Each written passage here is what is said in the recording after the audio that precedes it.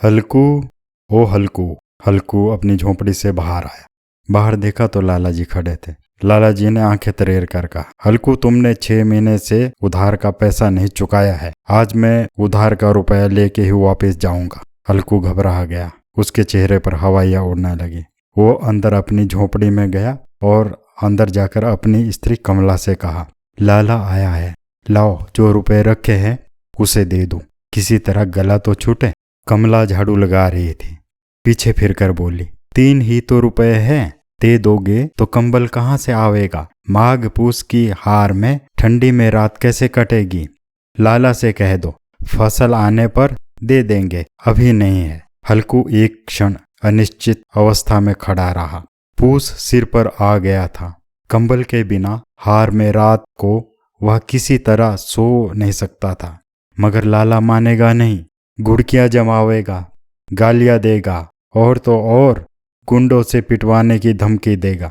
बला से जाड़ों में मरेंगे, बला तो सिर से टल जाएगी। यह सोचता हुआ वह अपना भारी भरकम डील लिए हुए जो उसके नाम को झूठ सिद्ध करता था, अपनी स्त्री कमला के समीप आ गया और खुशामद करके बोला, ला दे दे, गला तो छूटे, कंबल के लिए कोई दूसरा उपाय सोच लूंगा। कमला उसके पास से दूर हट गई और आंखें तरेरते हुए बोली, कर चुके दूसरा उपाय, जरा सुनूं तो। और कौन सा दूसरा उपाय करोगे? कोई खैरात में दे देगा तुम्हें कंबल? ना जाने कितना कर्ज बाकी है जो किसी तरह चुकने में ही नहीं आ रहा है। मैं कहती हूँ, तुम क्यों नहीं खेती छोड़ देते? मर मर कर काम करो, उपज हो तो बाकी दे दो। चलो छुट्टी हुई, बाकी चुकाने के लिए ही तो हमारा जन्म हुआ है। पेट के लिए मजदूरी करो, ऐसी खेती से तो बाज आए। मैं रुपए ना दूंगी, बिल्कुल ना दूंगी। हल्कू उदास होकर बोला, तो क्या गाली खाऊं या फिर गुंडों से पिटवा जाऊं? कमला ने तड़प कर कहा, गाली क्यों देगा? क्या उसका राज है?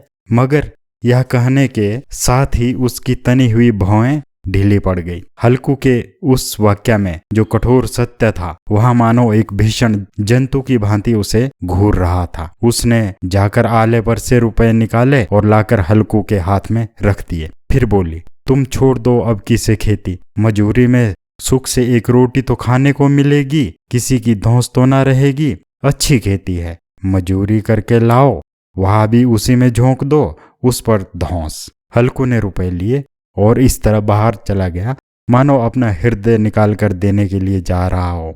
उसने मजूरी से एक एक पैसा काटकर 3 रुपए कंबल खरीदने के लिए जमा किए थे। वह आज निकले जा रहे थे। एक एक पग के साथ उसका मस्तक दीनता और गरीबी के भार से दबा जा रहा था। पूस की अंधेरी रात, आकाश पर तारे भी ठिठुरते हुए मालूम होते थे। हल्कू अपने खेत के किनारे ऊख के पत्तों की एक छतरी के नीचे बांस के खटाले पर अपनी पुरानी गाढ़े की चादर ओढ़े पड़ा कांप रहा था। खाट के नीचे उसका संगी कुत्ता शेरू पेट में मुंह डाले सर्दी से कूं कूं कर रहा था।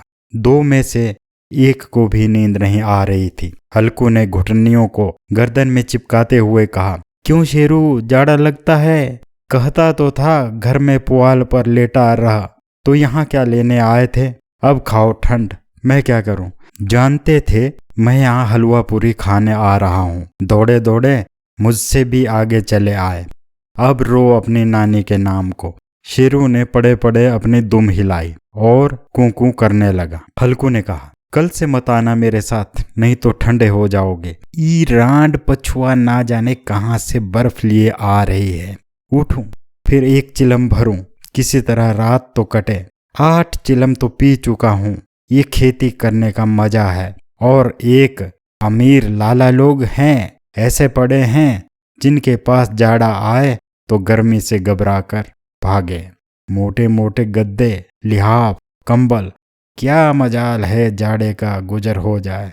तकदीर की खूबी, मजूरी हम करें, मजा लाला लोग लूटे। हल्कू उठा, गड्ढे में से जरा सी आग निकालकर चिलम भरी। शेरू भी उठ बैठा। हल्कू ने चिलम पीते हुए कहा, पिएगा चिलम? जाड़ा तो क्या जाता है चिलम पीने से? हाँ, जरा मन बदल जाता है। शेरू ने उसके मुंह की ओर प्रेम से छलकती हुई आंखों से देखा और कूं कूं करने लगा। हल्कू कहने लगा, आज और जाड़ा खा ले, कल से मैं यहाँ तेरे लिए पुआल बिछा दूंगा, उसी में घुसकर बैठे रहना, तब तुझे जाड़ा ना लगेगा। शेरू ने अपने पंजों से उसकी घुटनियों को छू लिया और अपने पंजों को उसकी घुटनियों पर रख दिया और उसके मुंह के पास अपना मुंह ले गया। हल्कू को उसकी गर्म सांस लगी। चिलम पीकर हल्कू फिर लेटा और निश्चय करके लेटा कि चाहे कुछ भी हो जाए, अब की तो मैं सो ही जाऊंगा। पर एक ही क्षण में उसके हृदय में कंपन होने लगी। कभी इस करवट लेटता, कभी उस करवट लेटता, पर जाड़ा किसी पिशाच की भांति उसकी छाती को दबाए हुए था। जब किसी तरह रहा ना गया, तब उसने शेरू को धीरे से उठाया और उसके सिर को थपथपाकर उसे अपनी गोद में सुला लिया। कुत्ते की देह से ना जाने कैसी दुर्गंध आ रही थी, पर वह उसे अपनी गोद में चिपटाए हुए ऐसे सुख का अनुभव कर रहा था जो इधर महीनों से उसे ना मिला था। शेरू शायद यह समझ रहा था कि स्वर्ग यही है, और हल्कू की पवित्र आत्मा में तो उस कुत्ते के प्रति घृणा की गंध तक ना थी। अपने किसी अभिन्न मित्र या भाई को भी वह इतनी तत्परता से गले ना लगाता जितना शेरू को गले लगाया हुआ था। वह अपनी दीनता से आहत ना था जिसने आज उसे इस दशा तक पहुंचा दिया था। नहीं, इस अनोखी मैत्री ने जैसे उसकी आत्मा के सब द्वार खोल दिए थे और उनका एक एक अणु प्रकाश से चमक रहा था। सहसा शेरू ने किसी जानवर की आहट पाई। यह विशेष आत्मीयता उसमें एक नई स्फूर्ति पैदा कर रही थी जो हवा के ठंडे झोंकों को तुच्छ समझती थी। वह झपट कर उठा और छपरी से बाहर आकर भौंकने लगा। भौं भौं भौं भौं। हल्कू ने उसे कई बार चुमकार कर बुलाया, पर वह उसके पास न आया। हार में चारों तरफ दौड़ दौड़ कर शेरू भौंकता रहा। एक क्षण के लिए भी वापस आ जाता तो फिर दोबारा दौड़ पड़ता। कर्तव्य उसके हृदय में अरमान की भांति उछल रहा था। 1 घंटा और गुजर गया। रात ने शीत हवा को हवा से धधकाना शुरू कर दिया था। हल्कू उठ बैठा और दोनों घुटनों को छाती से मिलाकर सिर को उनमें छिपा लिया। फिर भी ठंड कम ना हुई। ऐसा जान पड़ता था जैसे सारा रक्त जम गया हो। धमनियों में से रक्त की जगह बर्फ बह रही थी। उसने झुककर आकाश की ओर देखा। अभी कितनी रात बाकी है यह देखा। सप्तऋषि तारे अभी आकाश में आधे भी नहीं चढ़े थे। ऊपर आ जाएंगे तब कहीं सवेरा होगा। अभी 1 पहर से ऊपर रात है। हल्कू के खेत में से कोई 1 गोली के टप्पे पर आमों का एक बाग था। पतझड़ शुरू हो गई थी। बाग में पत्तियों का ढेर लगा हुआ था। हल्कू ने सोचा, चलकर पत्तियां बटोरूं और उन्हें जलाकर खूब तापूं ताकि ठंड से निजात मिल सके। रात को कोई मुझे पत्तियां बटोरते देखेगा तो यही समझेगा कि कोई भूत है। कौन जाने कोई जानवर ही छिपा बैठा हो। मगर अब तो बैठे बैठे रहा नहीं जाता। उसने पास ही के अरहर के खेत में जाकर कई पौधे उखाड़ लिए और उनका एक झाड़ू बनाकर हाथ में सुलगता हुआ उपला लिए बगीचे की तरफ चल दिया। शेरू ने उसे आते देखा तो पास आ गया और दुम हिलाने लगा। हल्कू ने कहा, अब तो नहीं रहा जाता शेरू, चलो बगीचे में पत्तियां बटोर कर तापें। गर्म हो जाएंगे तो फिर आकर सोएंगे। अभी तो बहुत रात है। शेरू ने कूं कूं करते हुए जैसे अपनी सहमति प्रकट की और आगे बगीचे की ओर चल पड़ा। बगीचे में खूब अंधेरा छाया हुआ था और अंधकार में निर्दयी पवन पत्तियों को कुचलता हुआ चला जाता था। वृक्षों से ओस की बूंदें टप टप नीचे गिरी जाती थी। एक झोंका मेहंदी के फूलों की खुशबू लिए हुए आया। हल्कू ने कहा, कैसी अच्छी महक आई शेरू, तुम्हारी नाक में भी तो सुगंध आ रही होगी। शेरू को कहीं जमीन पर एक हड्डी पड़ी मिल गई। वह उसे झिंझोड़ने लगा। हल्कू ने आग जमीन पर रख दी और पत्तियां समेटने लगा। जरा सी देर में पत्तियों का ढेर लग गया था। हाथ ठिठुरे जाते थे, नंगे पांव गले जाते थे और वह पत्तियों का पहाड़ खड़ा कर रहा था। इसी अलाव में वह ठंड को जलाकर भस्म कर देगा। थोड़ी देर में अलाव जल उठा। उसकी लौ ऊपर वाले वृक्ष की पत्तियों को छू छू कर भागने लगी। उस अस्थिर प्रकाश में बगीचे में विशाल वृक्ष ऐसे मालूम होते थे मानो उस अथाह अंधकार को अपने सिरों पर संभाले हुए हों। अंधकार के उस अनंत सागर में यह प्रकाश एक नौका के समान हिलता मचलता हुआ जान पड़ता था। हल्कू अलाव के सामने बैठा आग ताप रहा था। एक क्षण में उसने दोहर उतार कर बगल में दबा ली, दोनों पांव फैला दिए मानो ठंड को ललकार रहा हो। तेरे जी में जो आए सो कर ले ठंडी रानी। ठंड की असीम शक्ति पर विजय पाकर वह गर्व से फूला नहीं समा रहा था। वो अपने गर्व को हृदय में छिपा ना रख पा रहा था।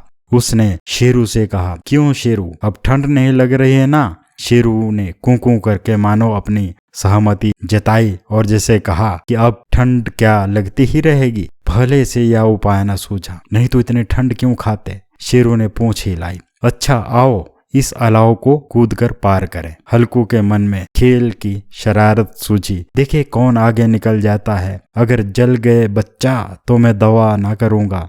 शेरू ने उस अग्निराशि की ओर कातर नेत्रों से देखा। हल्कू ने शेरू की ओर देखकर कहा, कमला से कल न कह देना कि आग के ऊपर से कूद रहे थे, नहीं तो लड़ाई करेगी। यह कहता हुआ वह उछला और उस अलाव के ऊपर से साफ निकल आया।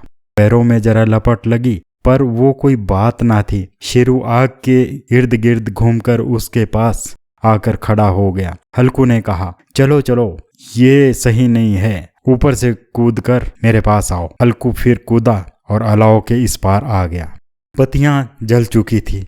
बगीचे में फिर अंधेरा छा गया था। राख के नीचे कुछ कुछ आग बाकी थी जो हवा का झोंका आने पर जरा जल उठती थी पर एक क्षण में फिर आंखें बंद कर लेती थी। हल्कू ने फिर चादर ओढ़ ली और गर्म राख के पास बैठा हुआ एक गीत गुनगुनाने लगा। उसके बदन में गर्मी आ गई थी पर ज्यों ज्यों शीत बढ़ने लगी उसे आलस्य दबाने लगा। शेरू जोर जोर से भौंक कर खेत की ओर भागा। हल्कू को ऐसा मालूम हुआ कि जानवरों का एक झुंड खेत में आ गया है। शायद नीलगायों का झुंड था। उनके कूदने दौड़ने की आवाजें साफ साफ कान में आ रही थी। फिर ऐसा मालूम हुआ कि वे खेत चर रही है। उनके चबाने की आवाजें चर चर सुनाई देने लगी। उसने दिल में कहा, नहीं नहीं, शेरू के होते हुए कोई जानवर खेत में कैसे आ सकता है? शेरू तो उन्हें नोच ही डालेगा। लगता है मुझे ठंड के कारण भ्रम हो रहा है।